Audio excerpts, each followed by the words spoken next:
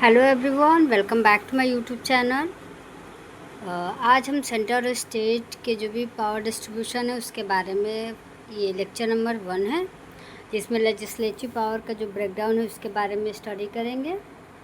I hope आप सभी लोग अच्छे होंगे और आपकी स्टडी वगैरह भी सारी अच्छे से चल रही होगी। तो देखो, बात करें केंद्र और राज्य के बीच जो भी हमारे विधायी संबंध है, जो भी लेजिस्लेटिव पावर रिलेशन है या पावर है, उसका जो मेंशन है हमारे कॉन्स्टिट्यूशन में यानी संविधान में जो है भाग 11 में इसका उल्लेख है। और आर्टिकल की बात करें तो इसमें अनुच्छेद 245 से 255 तक है। तो एक एक करके हम इसके बारे में आगे पढ़ेंगे। तो देखो, बात करें जो हमारा भारत है, भारत में संघीय शासन प्रणाली को अपनाया है, परंतु जो इसका नेचर है वो काफ़ी यूनिक है। यह न तो पूर्णतया बात करें, यह न तो पूर्णतया संघात्मक है और न ही एकात्मक है। भारतीय संविधान में केंद्र और राज्यों के बीच विधायी शक्तियों का स्पष्ट विभाजन किया गया, जो कि हमारे संविधान में भी इसका उल्लेख मिलता है। और यही हमारे संघवाद की भावना को भी स्थापित करता है कि संघवाद की भावना का मतलब कि केंद्र और राज्यों के बीच जो पावर का डिस्ट्रीब्यूशन है, ये हमारा है संघवाद की भावना। तो यह विभाजन राष्ट्रीय एकता, जो हमारी इन शक्तियों का विभाजन है, वो हमारी एकता और क्षेत्रीय स्वायत्तता के बीच संतुलन स्थापित करने का प्रयास करता है। यानी राष्ट्रीय एकता, जैसे हमारे देश में इतनी विविधताएं होते हुए भी फिर भी हमारी कहीं न कहीं किसी न किसी रूप में हमारे बीच में एकता है पूरी कंट्री में। क्षेत्रीय स्वायत्तता उसमें जो पावर का डिस्ट्रीब्यूशन करके कुछ मतलब सभी स्टेट हो गए, फिर पंचायत हो गए, इन सबको स्वायत्त करके रखा है। तो ये जो हमारे बीच में एकता और क्षेत्रीय स्वायत्तता है, इन्हीं सबसे हमारे जो संतुलन बनाने का प्रयास किया गया संविधान में शक्ति का बंटवारा करके। बात करें अनुच्छेद 245 में, तो ये बात करता है हमारा कि संसद, जो हमारी जो संसद है, वो जो भी कानून बनाती है वो हमारे संपूर्ण राज्य क्षेत्र में लागू होगा। यानी जो भी कानून हमारे संसद बनाती है वो या तो पूरे देश के लिए बनाएगी या तो किसी स्पेसिफिक क्षेत्र या राज्य के लिए बनाएगी। जैसे आप जानते हैं कि आपातकाल की स्थिति में हमारे किसी राज्य के लिए कानून हमारी संसद बनाती है, तो इसी तरह से जो भी हमारी संसद कानून बनाएगी या तो संपूर्ण राज्य क्षेत्र के लिए बनाएगी या किसी उसके भाग के लिए कानून बनाएगी। और संसद द्वारा जो भी कानून बनाई जाएगी वो पूरे भारत में लागू होगी और उसे एक समान मानी जाएगी।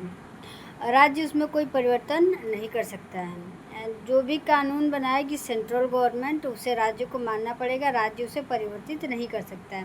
परंतु अगर कोई राज्य कानून बनाता है अपने लिए, तो वो राज्य से बाहर लागू नहीं होगा। जैसे मान लीजिए यूपी को गवर्नमेंट है, वो अपने स्टेट के लिए कोई कानून बनाती है, तो वो जो यूपी का कानून है वो अदर स्टेट में, एमपी हो गया, राजस्थान हो गया या उत्तराखंड हो गया, इन स्टेट में लागू नहीं होगा, वो सिर्फ स्टेट तक ही सीमित रहेगा। ये हमारा आर्टिकल 245 कहता है।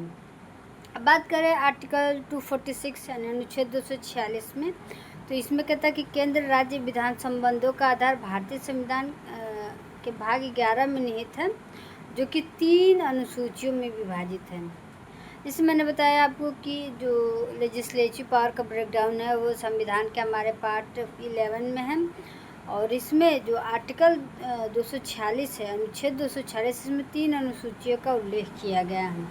पहला हो गया संघ सूची, दूसरा है आपका राज्य सूची और तीसरा आपको मिलेगा समवर्ती सूची।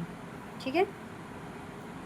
और इन सभी ये जो सब्जेक्ट्स जो भी तीनों सूचियों के डिवाइड हैं, ये आपको मिलेगा हमारे अनुसूची 7 में। 7th शेड्यूल में आपको इसका विभाजन देखने को मिल जाता है कि जो भी स्टेट और राज्य के स्टेट और सेंट्रल के जो भी सब्जेक्ट्स हैं जिस पे कानून बना सकती है, इसका उल्लेख हमें 7वीं अनुसूची में मिलता है। तो बात करें संघ सूची की, तो संघ सूची में हमारे राष्ट्रीय महत्व के सब्जेक्ट आते हैं जो कि हमारे नेशनल लेवल के लिए इम्पॉर्टेंट होता है। उस पर हमारी सेंट्रल गवर्नमेंट कानून बनाती है, जैसे रक्षा हो गया, विदेश नीति हो गई और मुद्रा हो गया, इन सब पे। और आगे बात करें हमारी राज्य सूची में हमारी जो है वो राज्य सरकारें कानून बनाती हैं और इसमें वर्तमान में आपके 61 सब्जेक्ट हैं। जब हमारा देश आज़ाद हुआ था उस समय पे 66 सब्जेक्ट्स थे, जो कि 42वां संविधान संशोधन करके इसको 5 सब्जेक्ट इसमें से हटा दिए गए। ठीक है, कुछ सब्जेक्ट्स हमारे संघ सूची में जोड़ी गई, कुछ समवर्ती सूची में। तो इसमें फ़िलहाल आपके 61 सब्जेक्ट्स देखने को मिल जाते हैं। और बात करें इसमें तो पुलिस, लोक व्यवस्था, स्वास्थ्य, कृषि, ये हमारे जो हैं आपको राज्य सूची में देखने को मिलते हैं। इसमें राज्य सरकार कानून बना सकती है। तीसरी बात करें समवर्ती सूची, तो इसमें आपको 52 विषयों का उल्लेख है। स्टार्टिंग में जब आपकी कंट्री आज़ाद हुई थी, जब हमारा संविधान लागू हुआ था, उस टाइम पर 47 सब्जेक्ट्स थे हमारे कंकरेंट लिस्ट में। तो समवर्ती सूची में हमारे 52 विषयों का उल्लेख है।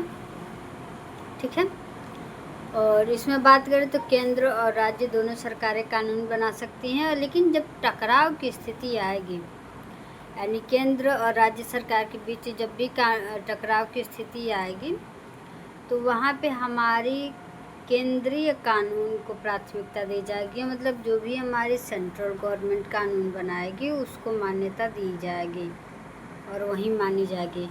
तो ये जो यहाँ पे हमारे सेंट्रल गवर्नमेंट को, केंद्र सरकार को कुछ ज़्यादा ही पावर दी गई, जिससे यहाँ पे कभी कभी यूनिटरी फीचर देखने को मिल जाता है।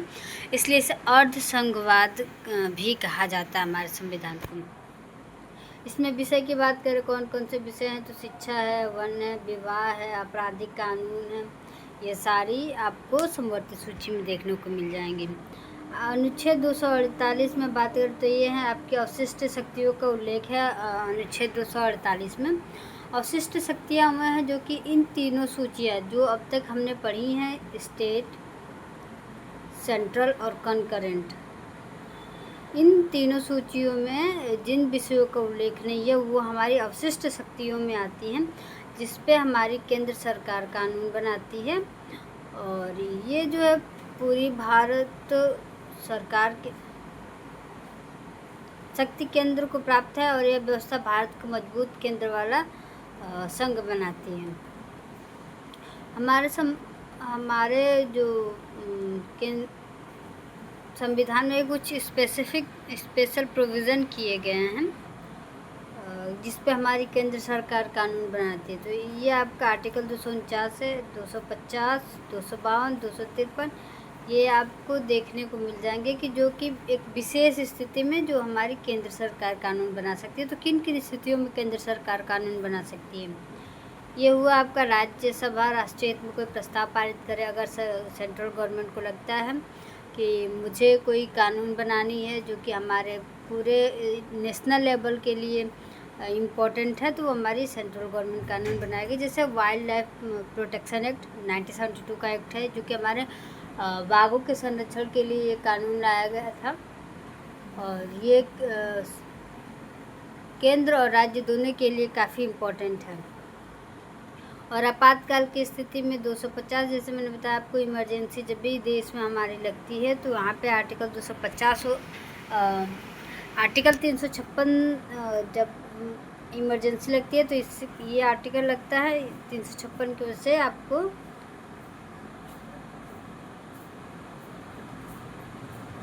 आर्टिकल 356 हमारे किसी स्टेट में लगा रहता है। तो आर्टिकल 250 का यूज करके हमारी जो भी सेंट्रल गवर्नमेंट है उस पर कानून बना सकती है। जैसे 2 या 2 से अधिक कोई राज्य केंद्र सरकार से अनुरोध करे कि मुझे इससे रिलेटेड कानून बनाना है, तो हमारी सेंट्रल गवर्नमेंट वहाँ पे कानून बनाती है।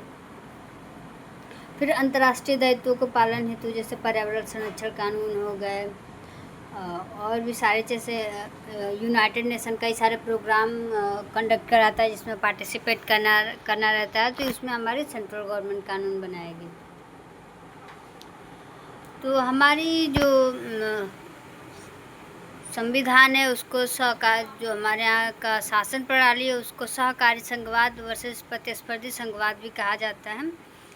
तो ये कौन कौन से सिचुएशंस है जिसमें सहकारी संघवाद और प्रतिस्पर्धी संघवाद के लक्षण दिखाई देते हैं। तो जो बात करते हैं हमारी भारतीय संघवाद को सहकारी संघवाद कहा जाता है, जहाँ केंद्र और राज्य मिलकर शासन चलाते हैं। संघवाद का मतलब है कि केंद्र और राज्य दो प्रकार की सरकारें मिलेंगी और उन दोनों मिलकर ही शासन में चलाती हैं और उनमें पावर का डिस्ट्रीब्यूशन रहता है। तो कहाँ पे ये जो नीति आयोग है, नीति आयोग जैसे संस्थान है, ये सहयोग और समन्वय को बढ़ावा देते हैं और केंद्र राज्य विधान संबंध भारतीय संघ राज्य की आधारशिला है। संविधान में संतुलन स्थापित करने का प्रयास किया गया है, परंतु व्यवहार में सहयोग, संवाद और विश्वास अत्यंत आवश्यक है। सशक्त केंद्र और सशक्त राज्य मिलकर ही लोकतांत्रिक और समावेशी शासन निश्चित कर सकते हैं। तो ये हमारा सहकारी संघवाद वर्सेस प्रतिस्पर्धी संघवाद के कुछ लक्षण हैं और यहाँ पे आपको एक स्लाइड दी गई है जो कि एक ब्रीफ वे में सारी चीज़ें मेंशन की गई हैं, तो आप इसको रख सकते हो। बाकी जब भी ज़रूरत पड़े तो स्क्रीनशॉट लेके रीड कर सकते हो, एक बार में सारी चीज़ें क्लियर हो जाएंगी। तो यहाँ पे आपको डिस्ट्रीब्यूशन ऑफ पावर,